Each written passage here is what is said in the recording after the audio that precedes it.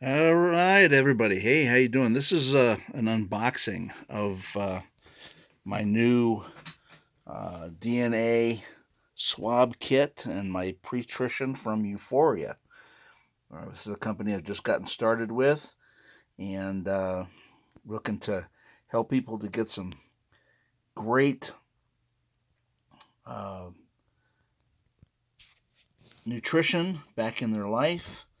And this is where we're going to go. All right. So here we do. We're going to do a little unboxing. I've already cut the top here, but this kind of got a nice little magnet action to it. I don't know if you can see this.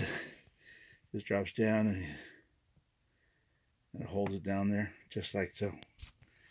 All right. So we're going to lift this up, and it's a cool box. It's kind of like those boxes that they had back when they made cigars in cardboard boxes. It's really thick and heavy and pretty cool, but it's got it's got the process that I need to go through here. It's got a welcome letter, as you can see. It's got my pretrition, which is essentially going to be the